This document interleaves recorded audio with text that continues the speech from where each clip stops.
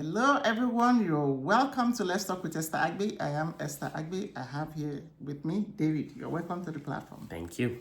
So we have another interesting title and topic, and the question is: would you work if there's no pay?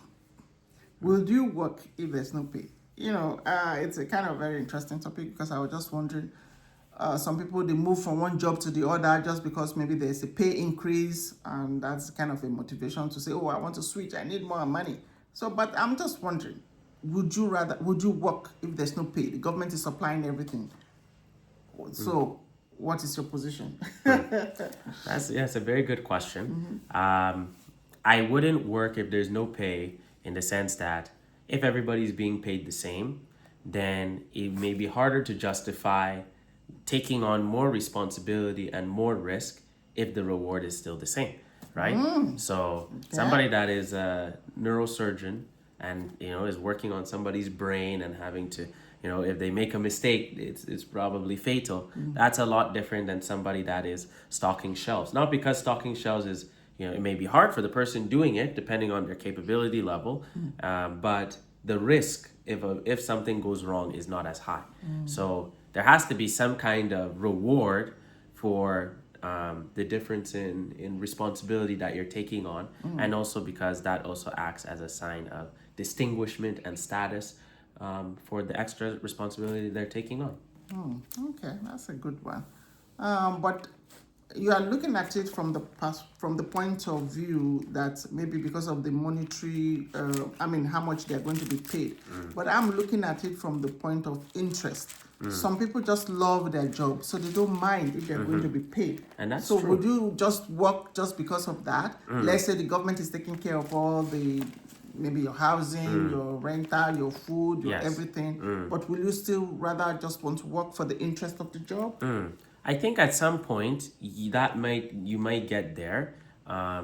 Well, to start, I would say probably only a few percentage of people, maybe less than 2%, would do any kind of work, no matter the responsibility, just because they love that job so much. And you can tell, right? Those are people who, basically from the very young age, they just knew this is what they wanted, and this is like their heart just shows that this is what they want to do. But generally, I would say for most people, they need an extra motivation in order to give them strength, right? You look at especially when it involves more years of delayed study or delayed reward, right? Not immediate gratification, but delayed gratification, right? So you look at, for example, somebody that has to, take on a master's and a PhD and more schooling.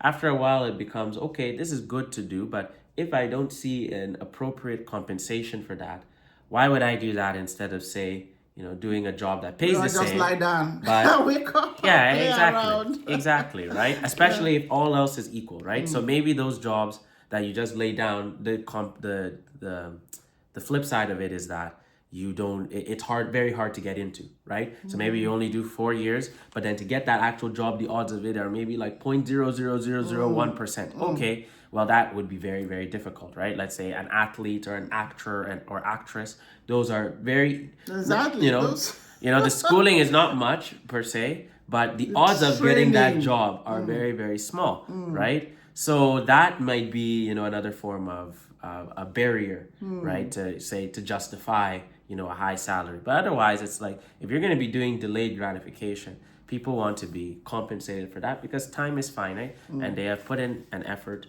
worthy of that. Let's look into the scripture quickly. Genesis chapter 2, verse 15. Sure.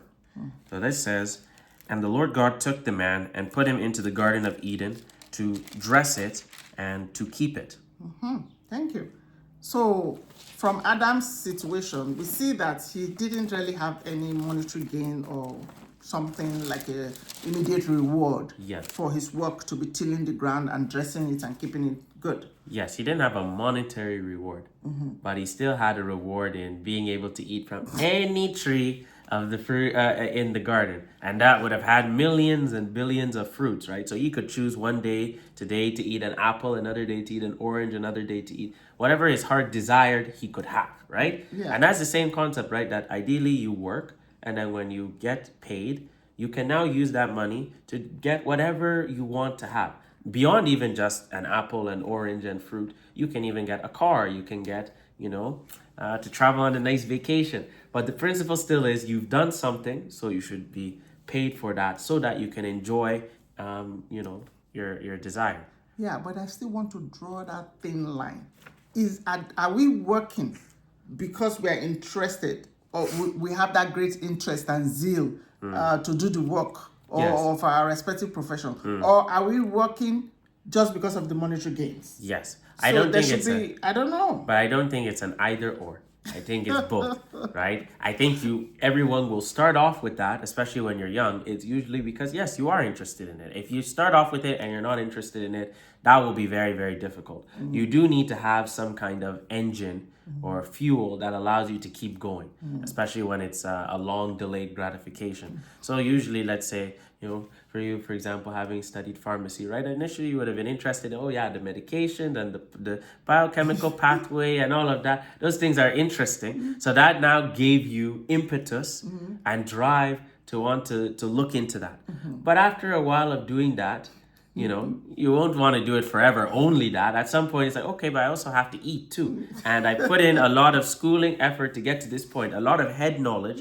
and taking on a lot of risk. If I give the wrong medication to somebody, dispense the wrong thing, or I don't check properly, then that can result in somebody being Liability, yeah. hospitalized. So there's a liability you're taking on. And so in that sense, you want to be compensated for that work. And that usually comes in the form of money, but it could be something else. If they decide to pay you 2 diamonds an hour or, 2 earrings an hour, and you saw that was enough compensation, then you could do that too. Okay, that's good. So let's look at 2 Thessalonians 3:10. Okay. 2 Thessalonians 3:10 says, "For even when we were with you, this we commanded you, that if any would not work, neither should he eat.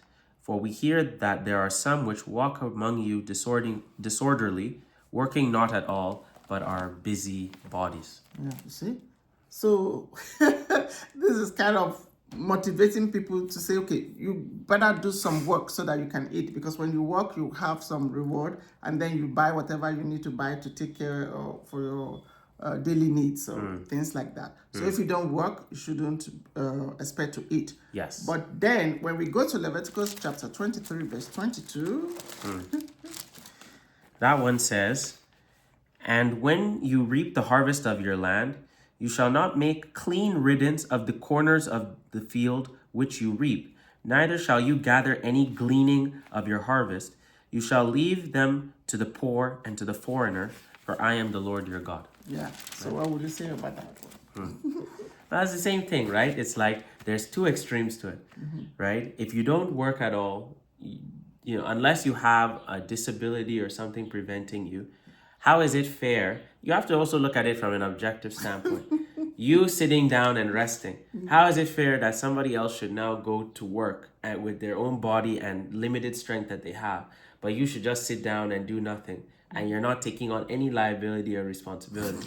That's not fair unless you actually cannot work or there's some other impediment, you're poor, there's something preventing you from actually preventing you to work. Then in that case, that's when that Leviticus applies, and then it's okay, yeah, leave some for them, right? Because they actually don't have the ability. That is an understandable reason. But it didn't say, but he said, it says that when you reap, right? So the idea is you don't reap if you haven't sown, and it's your harvest, right? He didn't say it's somebody else's. You have sown that, so you should reap it as well. But it's just this idea of still be considerate of those around you who, for whatever reason, didn't have the ability to do that. You should still provide for them their basic needs, right? It didn't say, give them now the Ferrari and the jet and all those things, right? It said just give them a bit of the grain, right?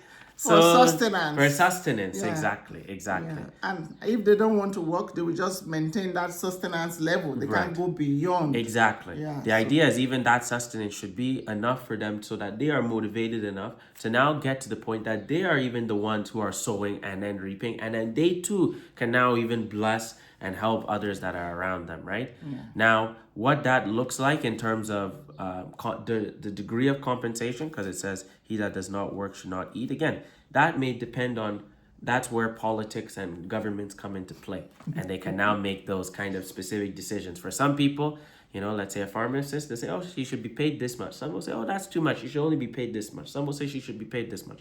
But they didn't say that they shouldn't be paid at all, right? They have to be paid something because they have put in work and taken liability to do something.